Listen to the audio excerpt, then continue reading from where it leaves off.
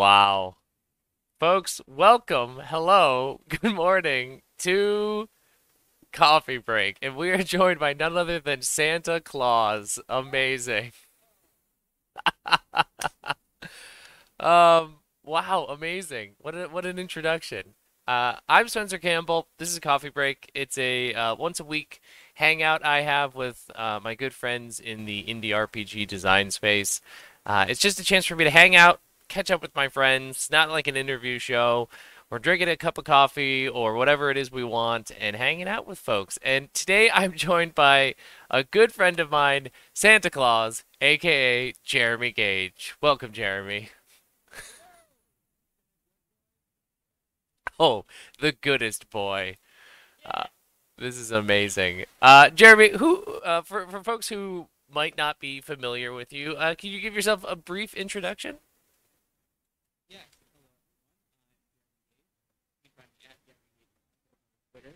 You can listen to. I'm the host of the Barbarian podcast, which is a podcast where I interview people like Spencer, indie tabletop game designers who, just so that newer designers or older designers who are in rut can find new inspirations and insights and work processes to make your own games, help people make games, help facilitate other support things. And I'm also the co-host of the Tabletop Call-In Show alongside Adam Bell. Shout out to Adam in the chat. And that is a talk show where we do the classic call in, give us a question. We'll give you our best answer. And then we also have some off weeks where we just do design chatter about our own stuff. So Heck yeah. that's me in a nutshell. I accidentally had your volume down really low at the very beginning of your introduction, but I fixed it halfway through. So Yeah. hopefully folks got the gist of it there in the end, or could use context clues to figure out the rest. I'm really good at streaming, Jeremy. If you can't tell, The I'm best, so actually. good at it. Um, I mean, what a wonderful beard. What a wonderful introduction. Um, Tomorrow's tabletop call-in show, isn't it? That is correct. Is it tomorrow call-in day or is it a hangout day? I put Uh, you on the spot. Adam Bell, Adam answer. Adam is Is it the here. call in? Is it call in or is it design chatter? I think it might be design chatter. I think we did. Adam No. says call-in day. Damn it. Call in day tomorrow. It's gonna be a little bit later of a show because I have to pick up Grace from the bus Hmm. station. Grace is my partner for those who don't know, because she'll be coming home from Pittsburgh. Nice. Ooh, MV says that they're going to, or they need to call in tomorrow. Have to call in. Gotta call in. Gotta get MV on the line. It's been Uh, a while. that would be lovely. Well, hello and good morning and welcome and happy Boxing Day to folks who celebrate Happy Boxing Day. Um, Congratulations on making it to Boxing Day. I still don't know what it is Yeah. exactly. I I saw Adam's tweet and then I was like, is it Okay. literal boxing? I remember I was talking with Kat about it last week on Coffee Break, and she was mentioning that it's just kind of like a chill holiday in like in Canada, I think the UK maybe as well. It's just like a chill day of like catching up, which makes sense. Christmas could be a lot. Christmas could be a lot, and sometimes you just want a chill day after that. There's so many other days outside, or so many other traditions and rituals outside of Christmas. I can't believe it. I can't Seems believe it. unbelievable to I me. really We've thought been Christianity was the only way. we've been stuck in it for so long. It's pajama and play with your toys day. That's what I'm being told in chat. That makes sense. Or Ooh, box with your mechs. Could be either one. I think I think both are possible. What are you sipping on, Jeremy? lemon water. I already had my caffeinated beverage Mm, this morning since I had to take out the doggies today. that's right. You're doing like some dog sitting, right? Mm-hmm. Nice, I nice, have nice, nice. Mackie here with us today, and then I had to go visit a dog named Sammy today to take them out and feed them. Nice. Very nice. Yeah, Sundays are tricky because it's coffee break, so I like want to have coffee like during it, but also I'm like I've been awake for 2.5 hours, and I'm like, no, this is like a long time to be awake. now Yeah, without any of this coffee thing. I can see into forever. So how you been? It's been a while since you and I have just had a chance to catch up. So I'm just excited to just hang out and chat with you. How's Yeah. things? I've been okay. We're getting some now that I have an income source that is the doggos. A little bit more pressure has been taken off. For those who don't know, I used to work in the restaurant industry for a really long time until the top of 2020 when I quit my job in January and I was had a decent amount of money saved up. I was going to take like 2 months off to like think about some stuff and figure something out. And then came COVID, restaurants started shutting down. People didn't really know what to do with like brick and mortar jobs. And it was the only type of job I had ever known.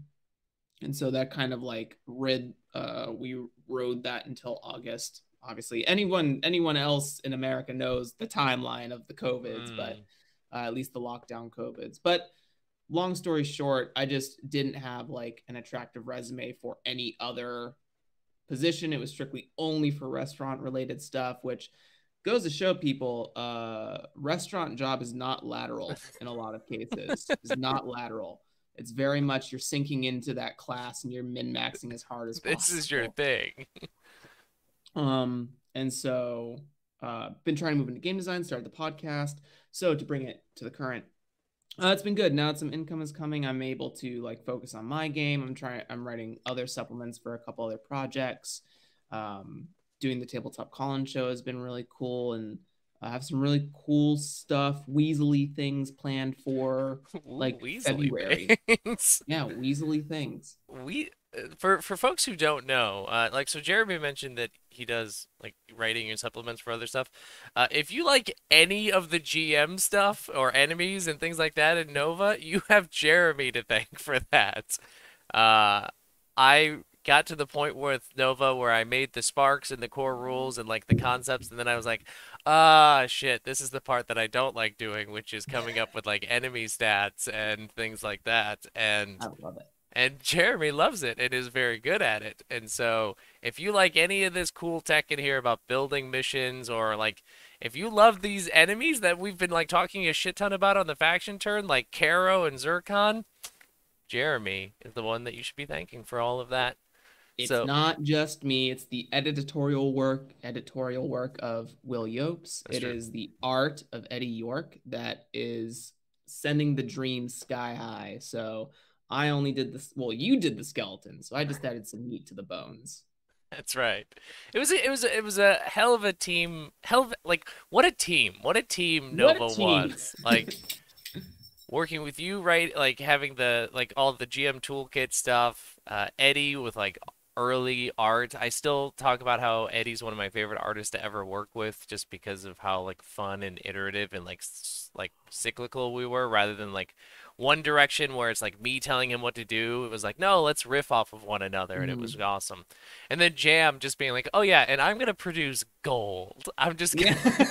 I'm gonna just I'm make the gonna most alchemy my amazing way to the thing ever. top. Amazing. Yeah, Jam is amazing, and if Umbral Dive ever gets to a stage where I can start making it look pretty, those are definitely two people on the top of my list. All right, let's talk about Umbral Dive because I haven't had a chance to get it on one of these playtests yet. But where is it at right now? What's the situation? Because I've essentially been absorbing through osmosis where it is through like the call-in show and stuff like that. So I haven't had the chance to get my filthy hands on it and actually mess with it. um, so for those who don't Yeah. know, Umbral Dive is my like love letter to trad tactical fantasy games like D&D or Pathfinder or things like that, and takes inspirations from the class design of Final Fantasy 14. And so Umbral Dive is in its maybe eighth iteration of the combat system of its minimum viable product. Um, and Adam Bell once said to me that what I like about you is that you're not afraid to throw away huge swaths of I design. wanted to echo that sentiment because when he said that, I was like, I can't believe I mean, that's like the bravest move in the world. To just be like, ah, scrap it all. Let's do it again. I'm like, Start wait, oh again, my dude. God. Uh, In all realism, I've probably designed 8 different games up to this point, and they feel very different. The current combat, my MVP, because I focus on such of the single unit combat stuff, so that's where the design kind of sits until it like scales out. Its current design is we've gone away from the grid, hmm. no more grid. I Oh, found one of the big things, or one of my design wants for Umbral Dive is to emulate the feeling of raid fights in MMORPGs like Final Fantasy, World of Warcraft, right. Guild Wars, Guild Wars 2, because those are very different games. You have to say both. Um, and the grid was super restrictive. I was trying to be like, okay, how do I get like a conal attack here? And I know you could be like, I don't know, uh, if the cone hits the square, it's the whole square. And sure, I get that, but in raids, the dance of positioning is Mm, so crucial to the feeling of the game. So we got rid of the grid, no hexes, no squares. It's going to be ruler movement. So we're going nice. traditional war gaming stuff. And honestly, it was terribly liberating to execute gameplay in that way. And when I had first brought up the idea to Adam Bell, Adam had talked about in the past a D&D game of his. The GM didn't really like the grid either, so they strictly used like 1 inch movement Mm, with a ruler, and it felt a lot better. And I also like kind of doing the mental model of it. I feel like 60-foot distance translates to what? It's 5 feet per 12 square. inches then? 12 inches, yeah, exactly. So a foot, right? 60 feet is a foot in wargaming terms. So I just feel like it's so much more liberating to like say, okay, I've got this circle AoE that I'm trying to Mm, do, fireball, right? Let me just take a ruler and measure the distance of the circle and see how many battles I can get into, instead of saying like, ooh, does it hit that square, et cetera, et cetera. Um, I just think that's a little bit more like freeing. And also you don't have to worry about like the funky stuff of getting a battle mat yeah, out and seeing that, oh, this square is like inside of a wall. So can I move into that square? Can I not move into that square? Can I like press myself into the wall? There's a little bit right. of like loss of verisimilitude. Verisimilitude.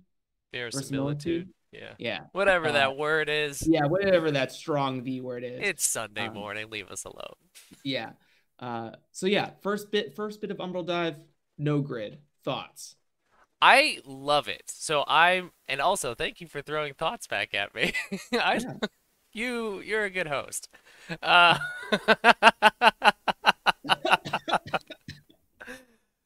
I love it. I absolutely love it.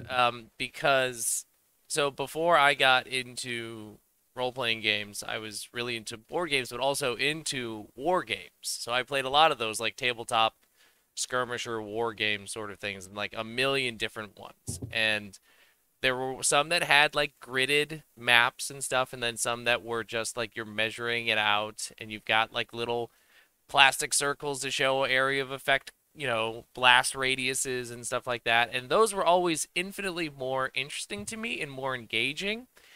And we started doing like role playing before we realized it was role playing with those games, where we would be like pretending to be like the people in these games with that stuff, because it felt more real. Like it was just like, oh yeah, this is what it would actually kind of like look and feel like if we were able to like truly just move wherever we wanted to without like Mm-hmm. a box that we have to live in, and like I'm in this box, and like it just never worked well with me. And Mm-hmm. I admittedly have never played an MMORPG.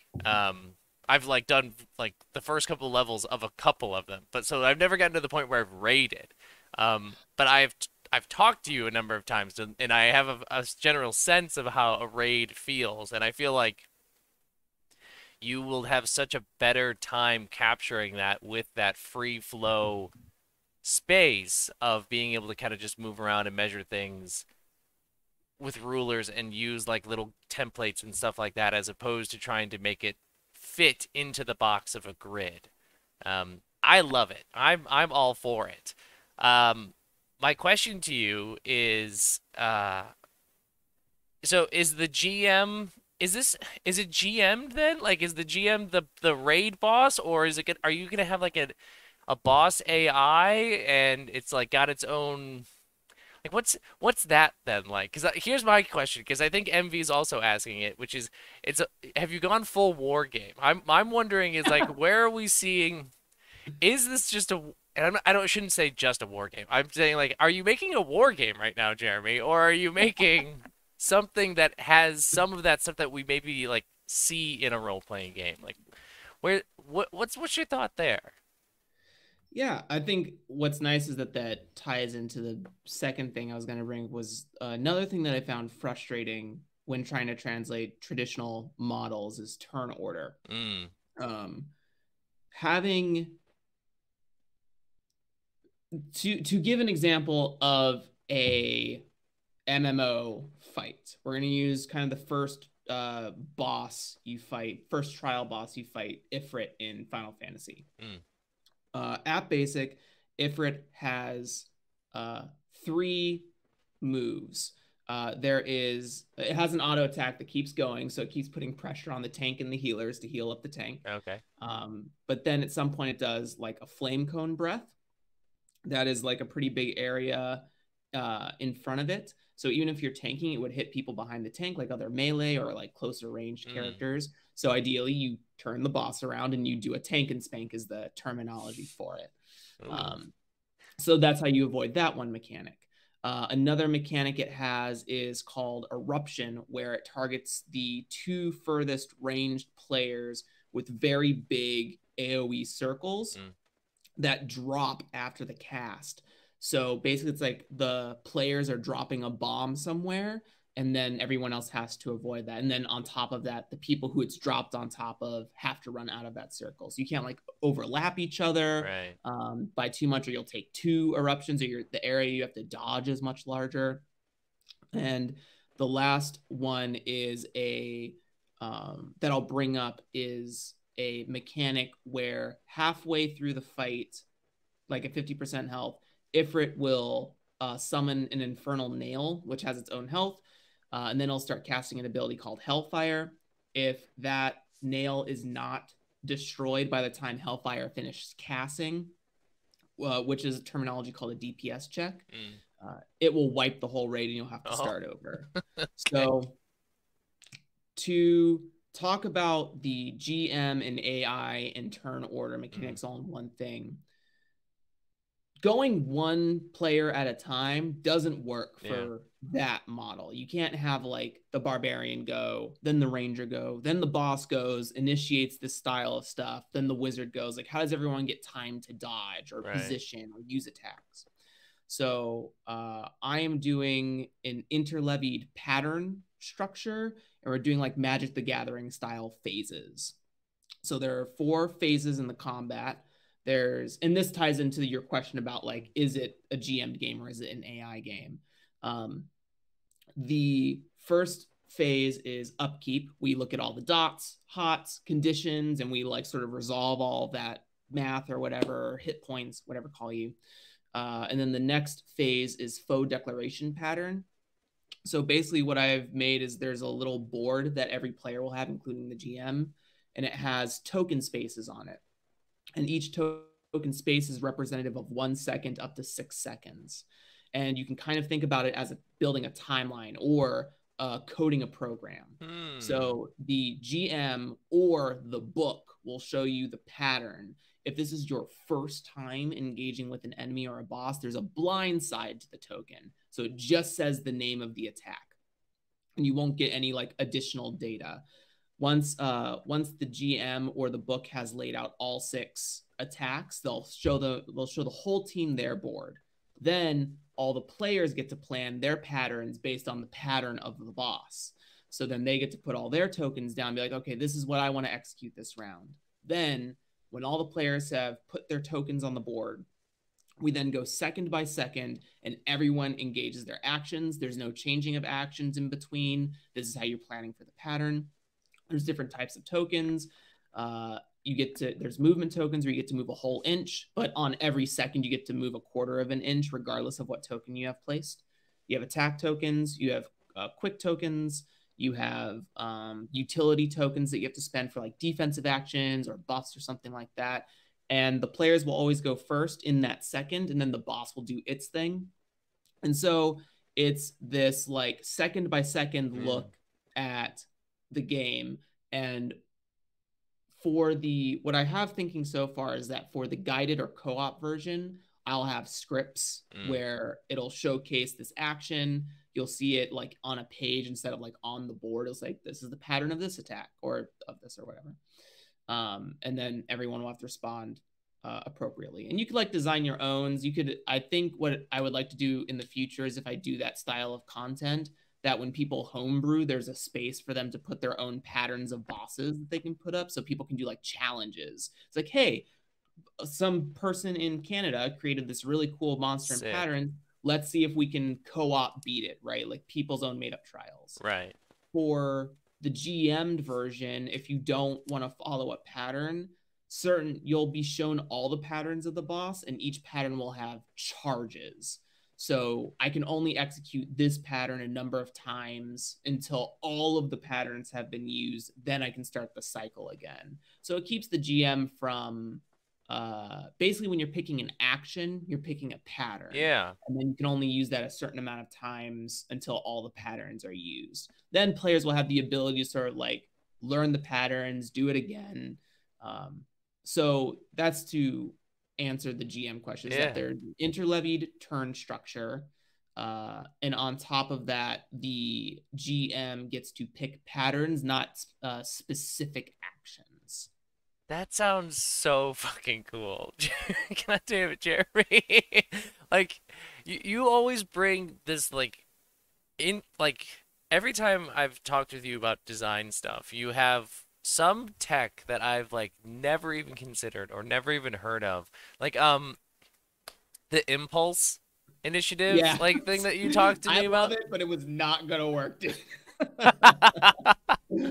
It was, but still, like, looking at that, I was like, this is unbelievable, like, because it's not, like, that you found that in a design book that wasn't related necessarily to role-playing games, but you're like, this is a thing that is, like, in other games, how can we use this tech? And it's so cool to me every single time where you're bringing this very interesting inspirational tech from, like, other spaces. Like, you're truly doing a cool job of capturing the MMO raid boss thing. And this is the 8th iteration now of Umbral Dive. This is where we're at.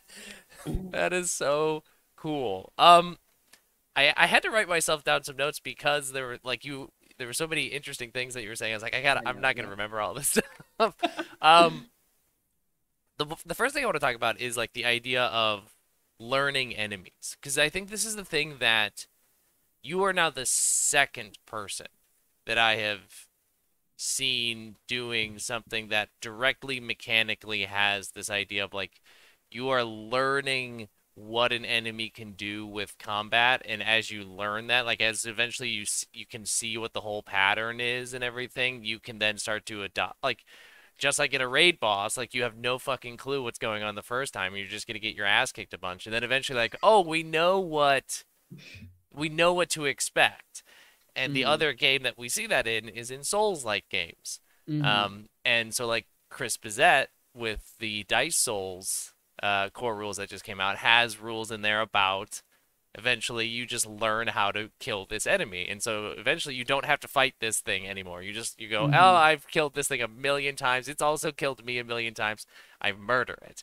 I think that's so cool. I want to see, I don't, maybe not, it's not a universal thing, but I want to see more people playing in that space of like, that's a form of rewarding players. Is it doesn't always have to be like numbers go up, even though I'm the Lumen guy and I always want new numbers to go up. Like that's also a reward, is like, no, you're just gonna be really good at this because you've learned how to be really good at this. Like you learn and adapt. I think it's cool. Oh, MV says that it's in Photon. Hell yeah. Good. Excellent. That's what I'm saying. More people need to do this. So good. I'm glad other people are doing it. I've done nothing with it, but I just see other people doing it and I'm inspired by them. Is Umbral Dive all boss fights? No, so that's the third like key design one Excellent. for Umbral Dive. Great question, I'm Spencer. on it. The last piece is sort of what leaves me.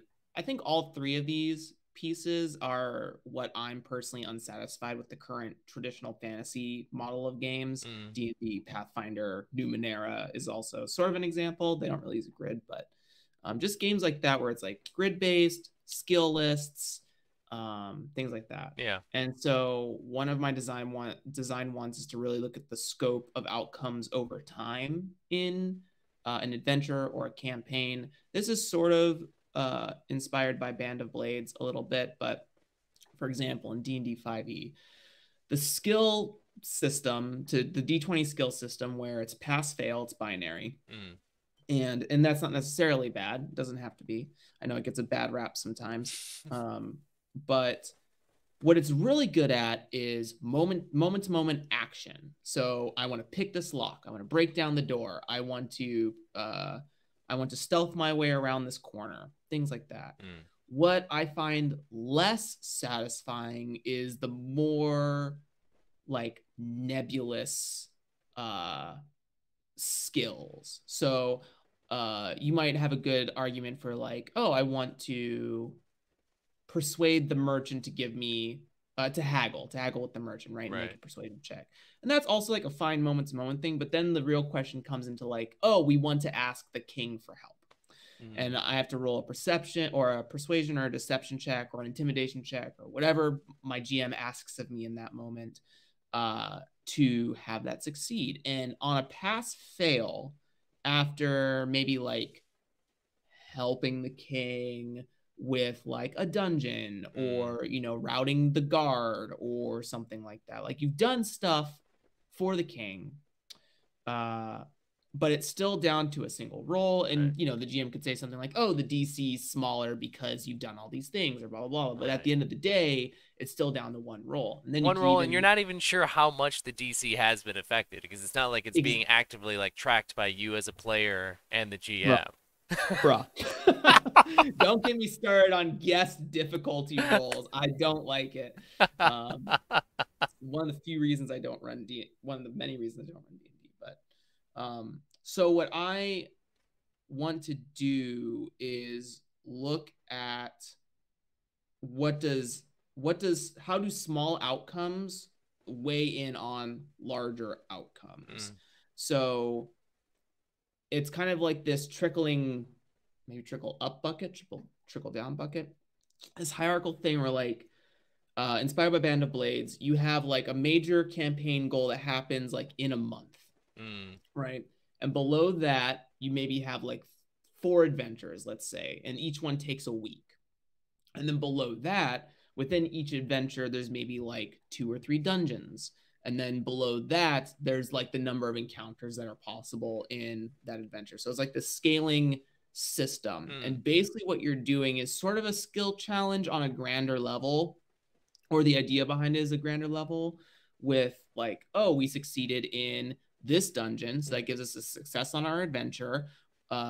We successfully did all the dungeons, so we get a full success on this adventure that trickles up to the campaign or whatever. Or we did all the encounters, got the dungeon, did the adventure, scales up to the campaign, right?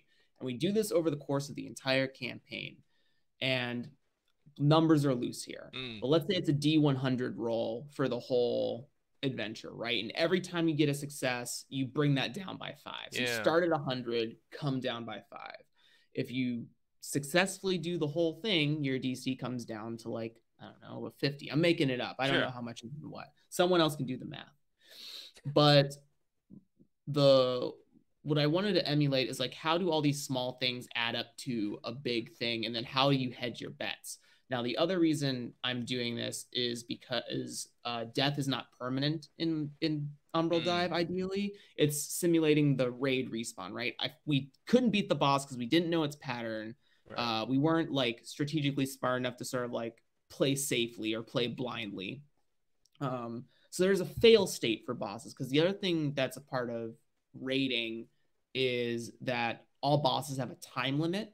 not all bosses. Easier bosses have no time limit, but Mm, harder bosses have time limits attached to them. You have 12 minutes to beat this boss, or it's a no go. You're right. done.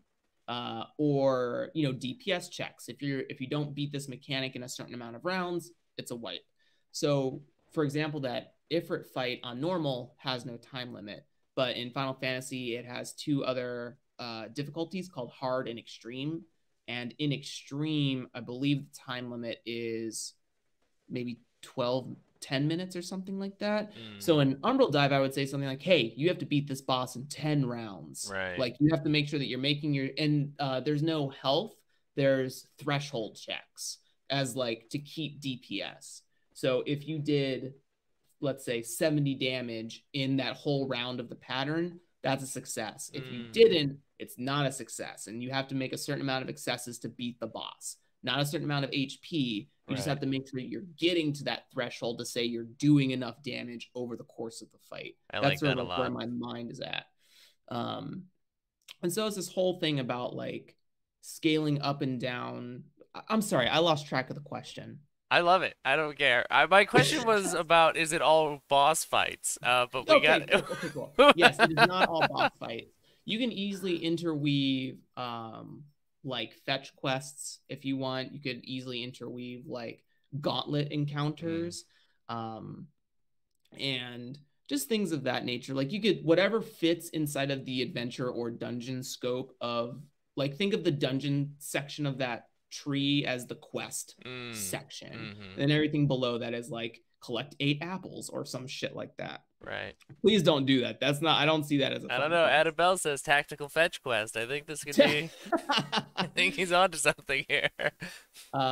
But the D100 system is not like the final because I Yeah. think that's still a little too binary for that stuff. I think what I might do is like a success band thing where um you get like bonuses or minuses and then you make a roll and if you land within a certain success range you'll get some sort of like the world will change in some way, Mm, right? If we take that same example of the king, we reach the end of the month and we make our roll and maybe even if we low really low something should change. It's like we appreciate all you've done. The country is like better off for these sort of like spheres that you've dealt with or reality marbles or whatever it is.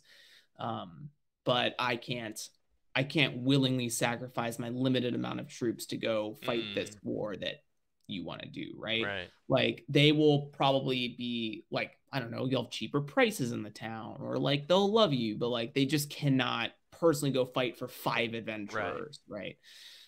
They have a whole country to worry about. So stuff like that. So Yeah. that's all to say that like it adds up to looking at time and looking at these micro actions that a Mm, lot of traditional RPGs, I guess, do well in some circumstances.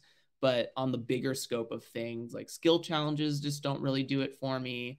And to binary pass fail a sort of like campaign or story defining moment, it doesn't feel like justice for right. all the work we did for it. With no way of, as a player, knowing how much you've been contributing or chipping away at your ability to be better at the big shot, the big thing, the big ask, or whatever it is, you just lose that weight. I'm so excited to hear you say that you're using stuff like this.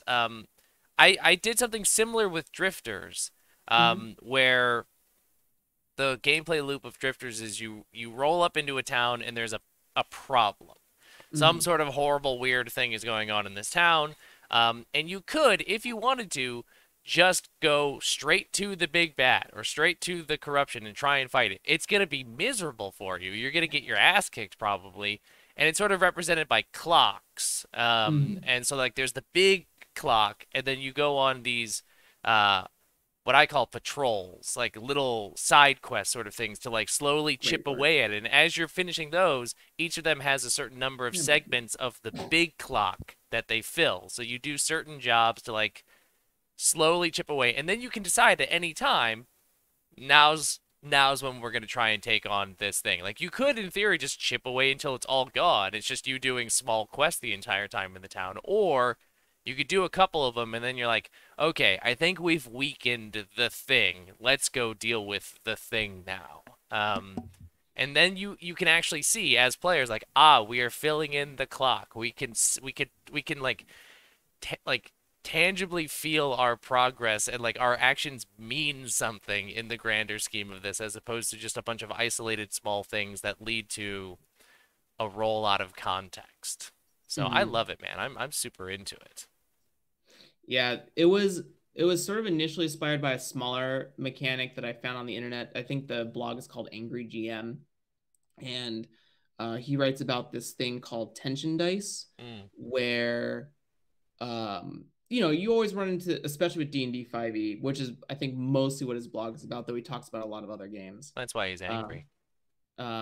but talks about how there's always this finicky wiggle room of like, you know, I cast Death Ward on everybody, right? So you're going into the dungeon and you're like, but you take time to explore things. Then you ask the GM like right before the boss encounter, has it been 8 hours yet? And the GM is like gonna play to the side of, I guess not. Like Right. you spent it to prepare for this thing, so I'll say 15 minutes. Sure.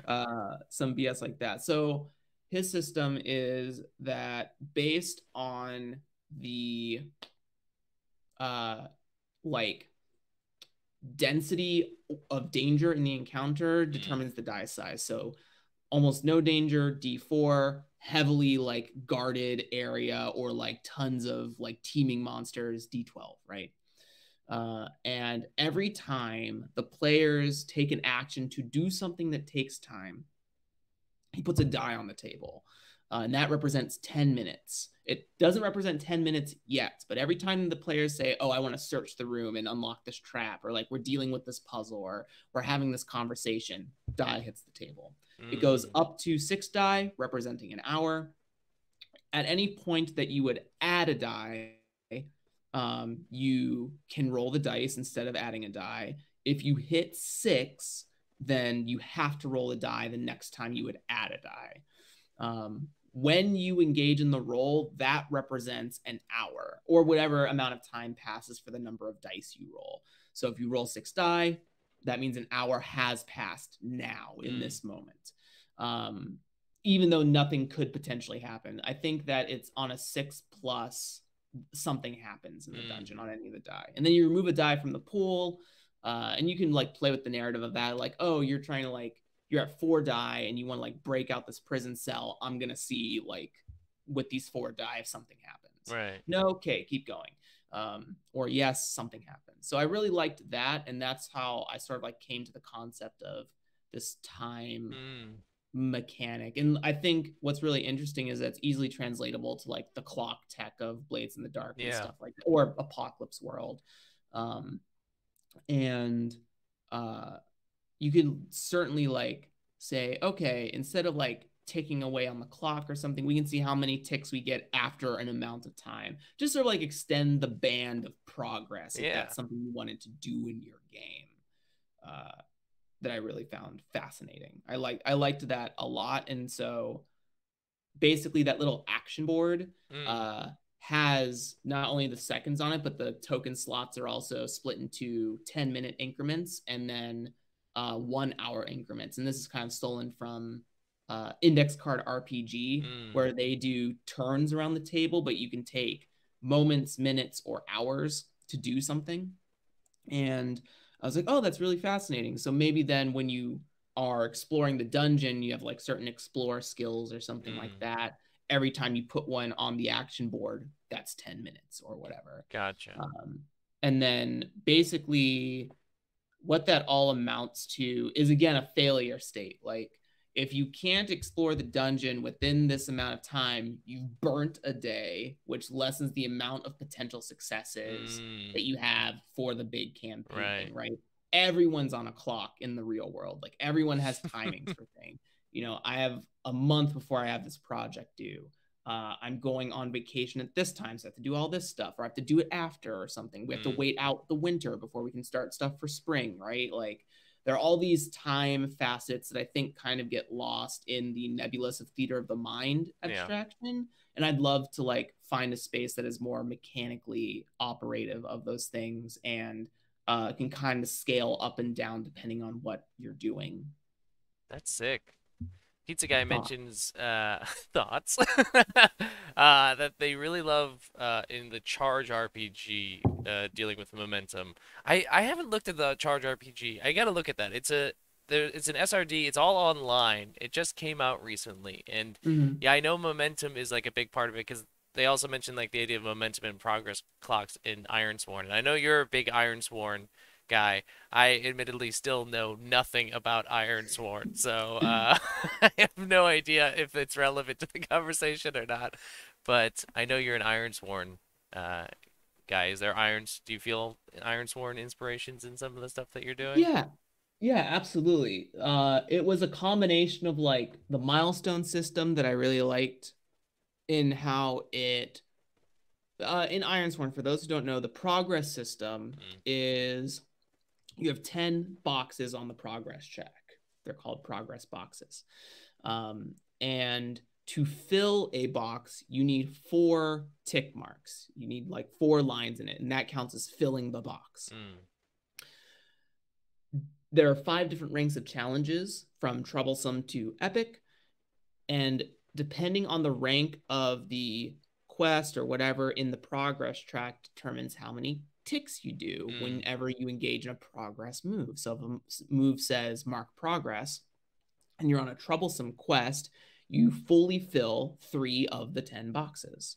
At any point, if you're like, okay, I have 6 out of 10 boxes filled. That's in Ironsworn, the resolution system is that you roll a d6 and add your modifier to it, and then you roll 2d10.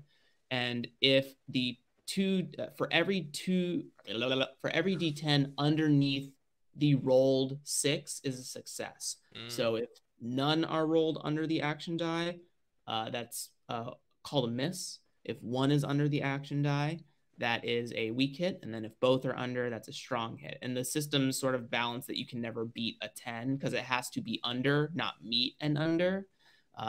There's always a chance for failure when it comes to this system. But at any point on your progress track, you can initiate like getting your, I think the move is called getting your objective or not getting your objective, but something like that. Yeah. And it's like now you're rolling against that progress track for those d10s with no modifier. So you roll against that 6 progress, roll Mm. the 2d10s, and then your quest is either complete or there's still Oh. more you have to do, or you have to erase progress boxes because you missed and there's still way more you have to do that you didn't know. And for the difference of example, an epic quest, whenever you mark progress, you only mark 1 tick in a box. And you can only roll against entire filled boxes for your progress move. So you have to get like You have to really work 40 at it. ticks Yeah. or whatever. Like you have a shit ton more. And that they do the same thing for monsters as well. Monsters have progress tracks that, depending on their rank, you fill up whenever you score a hit or something like Mm. that. So that's like the Ironsworn milestone progress Yeah. tech that I was very inspired by. Like I loved how it sort of like expanded and contracted whenever you needed it for a different imagined scenario. Yeah. That's cool. Umbral Dive is sounding so dang cool. And it sounds like This version, yes. this version, I mean, so I don't dare ask how, does this version feel like it's got some stability, or do you feel already the pull of just like it's time to time to crash and burn and make Umbral Dive 9? No, this one has felt good in playtest. It does a lot of the things I want it to do, at least on the combat level Nice. of things. Just to sort of like to further go on, the other part of it is I want to make like a box set. I love like the idea of all these little Mm. tokens that you can get for different adventures, campaigns. I release a dungeon, it has unique bosses in it. You get all these special tokens specific to that boss. It's just fun stuff Yeah. that you can make like I imagine the booster pack version of Mm. tokens, essentially. Yeah. Get your boss and token deck thing. Just to give a shout out, Pizza Guy 19 said it's fulfill your vow move. Mm. That's what it's called for the progress move. But yeah, it has its legs, and like if you were doing like a mob encounter, mobs are way less complex than bosses, right? Mm. Common enemies. Instead of like putting a move on the token board, you just put an enemy on the token board, and that represents it taking its attack in that round. Right. and they may also have like telegraph moves, and some will be different sizes, so you can fit more attacks in 1 second. Like if you're fighting 8 enemies, maybe you fight like 3 really fast goblins as a part of that, and they all fit in second 3. Like you're about to take a ton of damage in second 3 or whatever. Yeah. Um, so yeah. That I'm so dang excited about this game, Jeremy. I can't wait. I'm still on winter break for like 2 more weeks, so I gotta get on one of these play tests now that we've gotten past the holiday season for the For most sure. part. Oh, Uh, you're on it, dude. I do like Dice Ghost's idea of like boss cards with the pattern on the back, cracking open Yeah. those booster packs. Oh yeah, there we go. You got the pattern right there. I'm here to grift, baby. I'm here to grift. I exactly. I want you to come out as your first game, just this full, beautiful box set. You're like, I'm Jeremy Gage. I'm here. I'm making games. Check it out. Uh, Honestly, if Umbral Dive ever comes to finish, like it's gonna be the D&D style model. Like I'm not making a different game. You're just gonna get an absolute this metric is the shit game. ton of supplements for this game. I mean that's where my brain is at for this next. That's for 2022. 2022 is the year where I continue to make Nova shit. Yeah. Like I don't think I have it in my brain to make a whole other new ass thing. I'm just like, nope, I'm just gonna make Nova stuff, and it's gonna be really fun doing that, and I'll be happy. Except for Mhm. Void, I'm gonna do Void too, Yeah. but I'm gonna have some help on that. Yeah, and Roland is waiting for the next light season, which is probably inevitable. Where I'll just be like, well, I said I was done, but I'm a liar. I'm a notorious liar about that, so I'm back. Um. Oh, I missed MV's question. Do you think it's compatible with any dungeon, or is it a unique system for dungeon structure as well? Well, it's an interesting question. Like, could people use some of the tech that you're working with their favorite RPG system, or is it Hmm.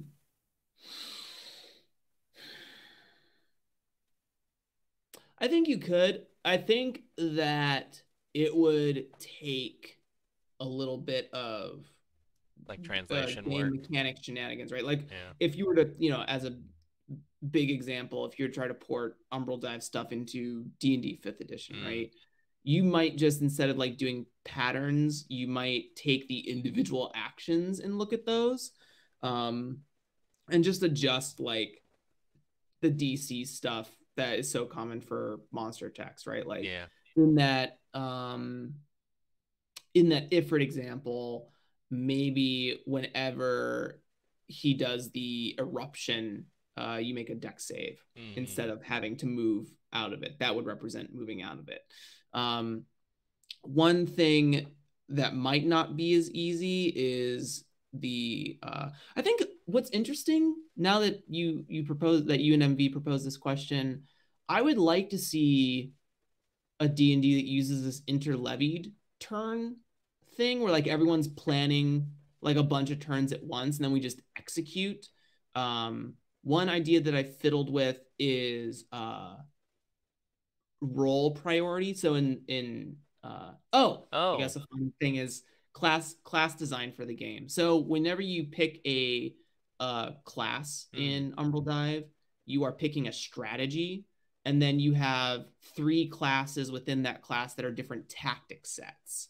So the one I have currently mocked up right now is the Gunrite, which is a combination of, for any Final Fantasy fans out there, the Gunbreaker, the Sage, and the Machinist, which are all, for those who don't know, the Gunbreaker is a tank. They use a gun blade and they have like cool explosive animations. The idea is that you're blocking attacks at like the perfect moment and then firing off gun mm, shells to make the explosion give you extra impact or parry power or speed.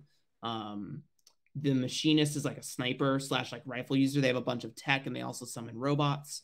And then the Sage uses these funnels. They're like floating guns, if you will, is the best layman terms I can do to describe it. Floating lasers, and you use these lasers to attack. And when they attack, they're also extracting like aether from enemies, and you use that aether to heal your allies. mm. So all of their healing is through damage. Um, I and so when appreciate you always saying, for those of you who don't know, because I am those who don't know. So, well, it's contextually important. So I'm taking inspiration from a game called Final Fantasy 13 that has a mechanic called the paradigm shift system. And in that game, you play as a combination of three at any time of seven main characters. And each of those characters have six roles within them. Some are better at roles than others. For example, there's a character called Snow who is really good at the Sentinel role, which is all tanking but typically does no damage except for counter damage. So the idea is this like job switch system where you're playing the gun right strategy and you're locked into certain tactics each round. So like this round, I want to be the gunbreaker. I want to tank. Next round, we need to push threshold damage. So I'm going to switch the machinist so I can do extra damage with everyone else. Oh, we took a bunch of damage this turn. I'm going to switch to the sage next round and try to heal some folks up. And they have like interlinking resources. Like the gunbreaker uses light shells, which when used produces a heat gauge. The machinist uses the heat gauge to execute strong fire attacks. And then when that heat hits a target, it expands light. So then when you switch to the sage, they can harvest that light and use it for their healing spells. And then they get more light shells when they bring in the light. So it's just like the idea behind the strategy is this cyclical class that kind of like dances and ranges and switches all these resources around. So to answer the question of could this be used in other games, I think that one key thing that you would be fighting against in the translation is how the game is designed to operate in this interlevied turn order. I don't know if it would work as well in like a standard fixed turn order, or even if you like shifting initiatives or action initiative slots like in Emberwind.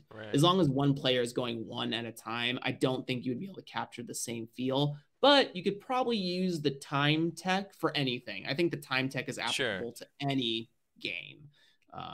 So that I think that's my answer. MB, does that satisfy you? Is MB satisfied? Yeah, Pizza Guy, the game that Jeremy is talking about is his game in progress Umbral Dive. It's going to be very cool. I can fight it.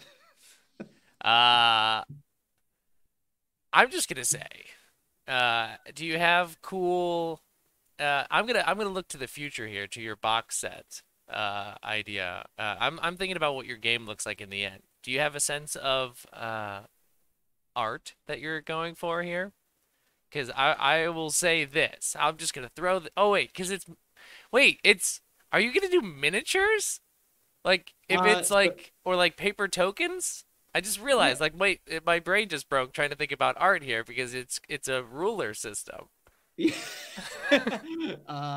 So yeah, I'm playing with the idea because facing and flanking is also important to this game. Because if a boss is going to use a conal attack from its front, you need to know where its front is. It can't just decide where its front is.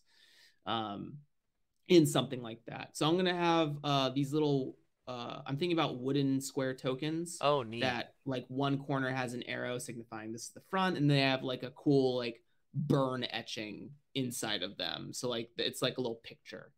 So that's like the token thing. Classes will have their own specific tokens and stuff. And then as far as like paper tech is concerned, I've already made some mock-ups of like these circles that have 45, 90, 180, 270, and is a full 360-degree circle in different sizes. And you like chop along the dotted line to the middle, and you can fold this in for whatever cone size you need. So that's a cool paper tech. On the classes, they are going to be like brochure style folds. So you always know like what tactic you're in when you need to be in it, and you're not like distracted by the other ones if you don't want to be. And the little action boards are like printouts that you can slot into your character sheet. Like there's some cool paper tech there. As far as art is concerned, I mean, because Final Fantasy has like it runs the gamut in terms of like I think of like old school pixel art stuff. I think of like obviously the new stuff as well. Like what's the because this is obviously Final Fantasy inspired. Gabe, what era calls to you in terms of the art direction? I would say the 7 to 14 style art, like the very it almost has like this Art Nouveau, and this, what do I want to call it? Like kind of dream like vignette Mm, energy about like the character drawings and designs. Um, you can look up any of the Final Fantasy 14 classes and like see some of the art yeah. that I'm talking about. Especially the one of the bard is really cool. So I'm thinking about what I'm thinking about is like flat Art Nouveau tarot card style Cool. design, like major arcana design, stuff like that. I think that would be a really interesting make of the game. A lot of the setting is inspired by the five colors of Magic the Mm, Gathering. So just sort of like this tarot card feel yeah. is the idea. Cool. I dig that a lot. Awesome. Oh boy. Oh boy, Jeremy. Umbral Dive is gonna be very, very cool. I love it. Uh, Uh, for Dan Phipps out there, I did make a custom ruler for there we go. There's the official Umbral Dive ruler. Yeah. Add that as a stretch goal or an add-on to the Kickstarter Yeah. campaign for $50. You can get the Umbral Dive ruler, handcrafted by the Jeremy Gage, 10,000 for this bad boy. signed and numbered. He's only making 10 of them. There you go. 10,000 each. Sell 10 of them. 10 of them. You're funded, 10 of baby. them? Yeah, done. I know we're coming up on the top of the show here, Spencer, but how about like coffee break is a part of you? How has like the holiday like break giving you for Nova stuff? How's like the void conversation Yeah. going? Like how's all that? Well, thanks for asking, Jeremy. It's good. I got this yesterday, which I got Haunted Almanac yesterday, which Ooh, I don't know if you've seen this making the rounds or not. not at So all. Nate Tremay, who is also known as Highland Paranormal Society, No. um, Mhm. this is basically an almanac of all the stuff Nate has been making over the last, like, over a 4-year period or something like that. It's 2018 to 2021. So it's Mhm. like Tunnel Goons and all the Tunnel Goon stuff that's been made. All the one-page games like Mecha Dudes and all of that stuff. It's Mhm. so freaking good. I love it. Um, so anyway, I've been reading that, and it's such a cool idea of just like here's an anthology of just all the stuff that I made over a period of time, like put together in like a unified structure. It's such a cool idea. Like obviously, I don't have the output to put together something like this, but I love the idea of like designers making anthologies. Like if you make, especially if you make stuff at the sort of scale that Nate does, which is like here's my one-page game or like a couple of page adventure sort of stuff. Like it's such a brilliant idea. I love it. Um, but stuff that I've been doing, I've been having that, Jeremy. It's a problem. It's a problem. I can't turn off the design brain, so it's uh, like like I can't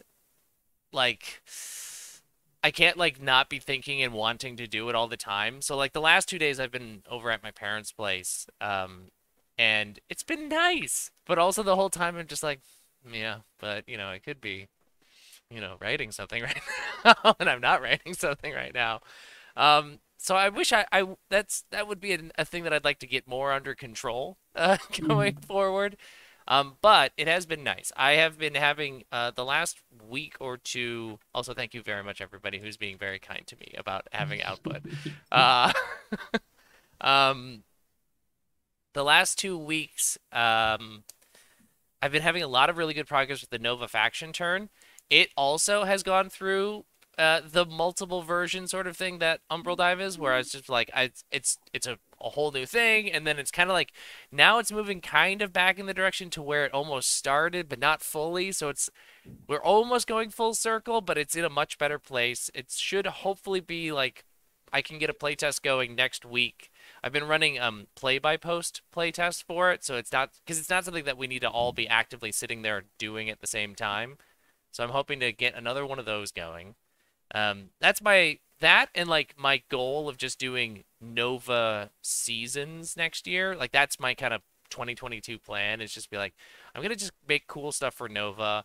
Um, see how that works. Yeah, Dice Ghost was one of the people who played the play by post, and it was cool. Yeah, it did work for that. So I'm excited using some of the, like the, because you and I have had these conversations in the past about like season pass or like live games or whatever we want to call them, that sort of thing, like Mm. as a cool, unique way to borrow from our inspirations of video game tech, because I think you and I are so obviously inspired by computer and video games in our RPG design, like, and just wearing that more on the sleeve is. Mm. And I was also talking about on stream the other week about how I think that just generally works better for me. Like, it works at the scale that I like to work at, of like it works at a time frame that works for me and it works with my abilities, because I'm trying to keep it mostly in-house next year as Mm. well, rather than like trying to put together a huge dream team. It was great putting together the Nova dream team, but it was also like a lot of work, and I'm also doing Mm. that with the Slayer's Almanac, and it's like, Mm. can I just do this stuff? Can I just do it, go back to like how I used to do it on my own? Mm. um so that's the plan. I'm excited about that. Void, I'm very excited about. Void's gonna be cool. It's the spiritual successor to Light. It's basically, I'm gonna lift Light up rules wise, like integrating Lumen tech, because Light was written when Lumen didn't exist, Mm. and then bringing it to a setting that is more in line with something that is of mine and Josh Hiddy's creation. Because Josh, I have asked to work on Light with me. Because when I think of weird occult space stuff, I think of Josh Hiddy, who just released Vibe Check, also known for like Extra Causal and stuff like that. So that'll be my big game. But it'll be big, but I'll be working with somebody else, so it won't be Yeah. horrible. That's the Yeah. plan. That's my plan. But Jeremy, I put together God, last year, no, this year, we're still in 2021. I put together I had the hubris, the audacity to try and map out like 5 months of like work. Like, here's my projects. Here's where I want to hit over the Mm. next 5 months. And then like, I don't know, 3 weeks later, I was not even close to that. I was like, well, I've abandoned most of these ideas. I'm onto this thing, which is a whole new thing. So like, I've kind of learned that I need to stop trying to plan it out as far out as I am trying to plan it out. Just like let it go. Because honestly, like next week could roll around and I could be like, okay, I just read Haunted Almanac and I want to just write a bunch of adventures now. I want to like see if I can do what Nate did and just like have, what's my spin on it. And I was Mm. I was thinking that literally right before we started, where I was like, well, the season pass thing for Nova doesn't really fit this adventure stuff, but like, what if I just once a month made a really cool striker mission for Nova? And I was like, yeah, I could do that. It's not really part of the plan though, and that's okay, right? Like, it's okay to just give up on my plans and Yeah. just like go where the juice is, to use a Yeah. Jeremyism right there. Follow the juice, dude. Hashtag Juice Nation for any of my Juice Nation folk out there. Follow the juice is Hashtag Juice in the chat. Hashtag Juice Nation in the chat, please. Thank you. Follow the juice is very good advice. And it's gonna be I think that's gonna be my 2022. That'll be my mantra throughout the year. Will just be, where's the juice? Let's follow the juice. The juice must flow. Where doth it flow from? I seek the juice. Uh, it's very good stuff. But yeah, that's pretty much what I'm up to. I'm excited. I mean, I've just been reading so much stuff. So many really, really cool things folks have been like. It just, I mean, it always feels like it's just kind of like the fire hose of really good indie RPGs that are constantly coming out, and you're like, how am I ever gonna keep up with it? But like, because I've been on winter break, I've had the chance to like actually sit down and read some of the stuff that I've been wanting to, or like catching up on it, and it's just like, there's some really good people out there, Jeremy. I don't know if you've noticed, but there's some really, really good designers out there. So that's been There's fun. some really, really good designers out there. It's true. True facts. And you can hear all about a lot of them on Jeremy's podcast, the Drawing Your Dice podcast. Boom. Nailed Boom. it. We did it. Yeah, my reading list is very tall as well, Dan. It's unreasonably tall. So yeah, Yeah. that's me. That's where I'm at right now. Was there like any stuff that you wanted to talk about that we didn't get to? And I know we mostly focused on your Umbral dive stuff. Is there anything else that you got going on that you wanted to be like, hey, I've been noticing this or I'm into this? I think one thing I've sort of co-relating to Umbral Dive, but really like investigating the trad fantasy game, trad adventure fantasy space, because I think that, I mean, it hasn't been stagnant because there are a ton of indie people who make adventure fantasy, but there Mm, aren't a lot of them that do like gridded combat or miniatures yeah, or build design games in that way. It's all very like theater of the mind story stuff. yeah. Um, the only reason I mentioned that first bit is contextual to like I've been finding it really fascinating to learn about war game design, Mm, um, but also the concept of like why why some combat feels better than other combat, not just for tabletop games, but like for video games too. yeah. Thinking about uh, there's a I think it was Angry GM also. Angry GM had a strategy article about how this comes from D&D 4th edition, and monsters had roles back in the day, Mm, where like you could have a lurker whose like prime like fundamental design was to circumvent the front line of players to get to the back line, a la fast movement, teleportation mechanics. They are mm, melee based typically. Um, you know, there are other ones like artillery who sit at height differences and like to play in areas that are like wide open, um, and just pelt you from above. right. My favorite example that I like to give is the three ogres. And for example, there are three ogres. There is a bruiser ogre, a healer ogre, and an artillery ogre. They're all the same ogre, sort of like theming, Right. but they all do different things. And like as you're playing the encounter, the bruiser is at the front line, takes up a large amount of space by being a larger size, has attacks that prevent you from passing, Mm, and like a bruiser strategy is to do a 1-2 punch sort of thing. A rogue is a really good example of a mm, 1-2 punch where they hide, then they sneak attack, right? That's they do big damage, they do big conditional damage, right. or they set up bonuses for other people, like a paladin's aura. The healer removes progress. Every time you do damage to the bruiser, the healer is just going to heal them up. While everyone's focusing on the bruiser and the healer, the artillery, who's also doing high damage, is just chucking boulders, just throwing a ton of AoE boulders at you, and there ain't shit you can do about it Right. until you circumvent this. So it's like a puzzle box of an encounter. So it's all to say that I've been finding it really fascinating to think about the strategy and tactics of classes. I'm working on a really big set of articles that talk about class design and trad fantasy and why Barbarian is not a good class in D&D Mm, 5e strictly because it doesn't fit the spectrum of the gameplay. Like D&D 5e is a game that focuses on pathing, targeting, and control. Like those are the three big things. And like you could say damage is a style of control. If you focus fire this thing and it dies, it does no more damage. But when you think about wizards and sorcerers and really any spellcaster, and I'm even talking like the half casters and paladin and mm, ranger, they have so many versatile tools to keep monsters controlled, to affect targeting, to affect movement, that barbarians and fighters and rogues don't really get.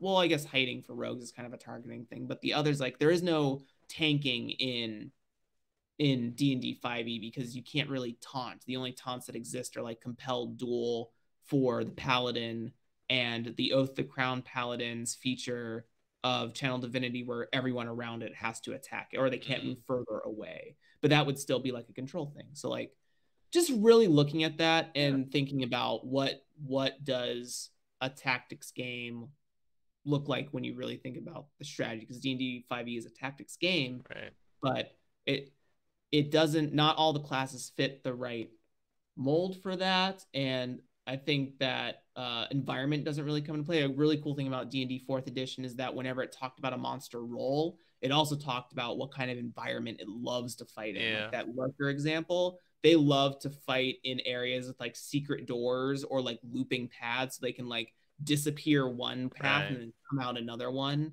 or disappear behind a pillar or something.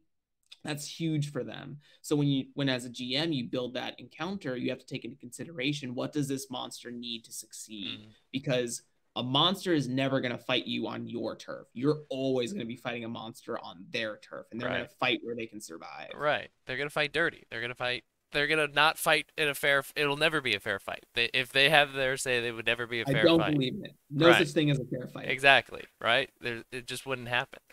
I've been thinking. You mentioned the three ogres thing. It reminds me a little bit of stuff that I want to do. I want to talk to Josh about with Void, which I want to play around with as an inspiration from things like Halo. Like Halo is Yeah. lauded as like the group AI. So We like talked about this grunts. a while ago. Yeah, you and I talked about this a long time ago. Exactly.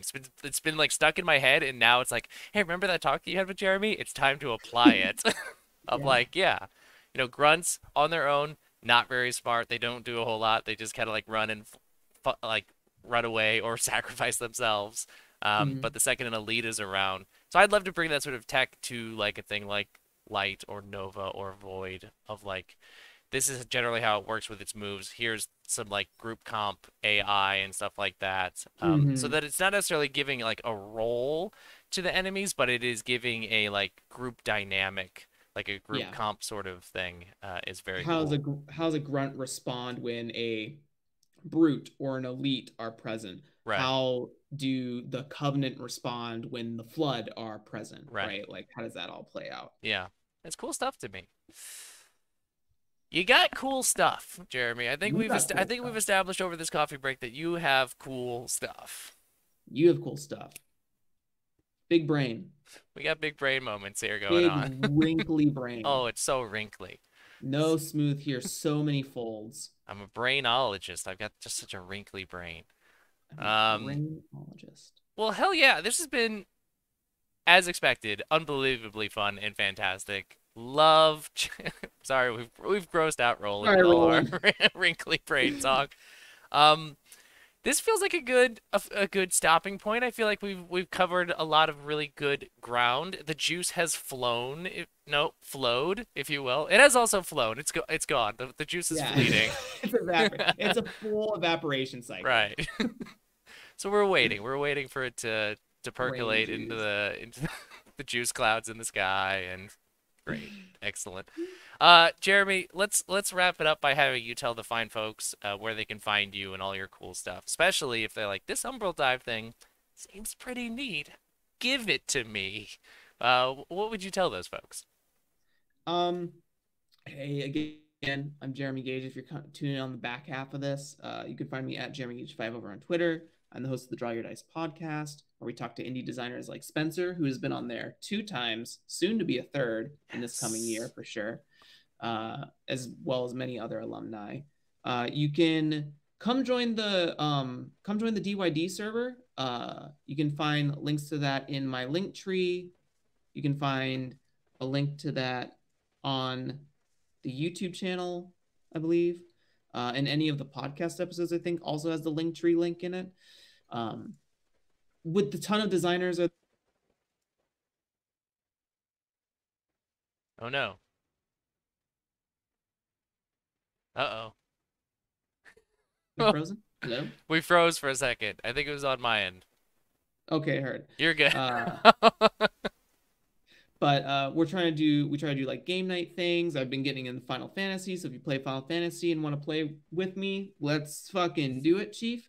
I need the friends, but lots of really cool conversations over there. And we don't talk about just game design things. We talk about like the sphere of game design or the industry of game design, talking about like representation. We talk about like printing, and we talk about marketing and things like that. Or we have discussions around just philosophical ideas about RPGs, like what does it mean to be a GM versus the game designer and stuff like that. So we do it in a very like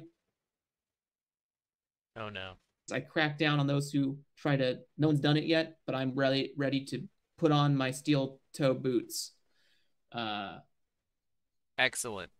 yeah, Well, Jeremy, before my internet decides to die yeah, completely. yeah. I was like, huh, interesting. But no, go check out the server. I put the link tree in chat for folks who are Thank you. watching now or watching the VOD later. Go check out Jeremy's stuff. Go support him. Really fantastic community person, everything. Jeremy, thank you again so much for being here, and thank you all for joining us for Coffee Break. I think I know who's next week, but let me double check my calendar real quick while Santa shows up. Uh, we're doing really good vamping right now. Yeah. It might be Josh, who I was talking about with Void, so we'll find out. You all have been wonderful. This has been great. Jeremy, have yourself a wonderful day. And everybody else, also have a great morning, afternoon, evening, wherever it is you are. We'll talk to you later. Ho, Bye. ho, Oh, oh, ho. oh, oh.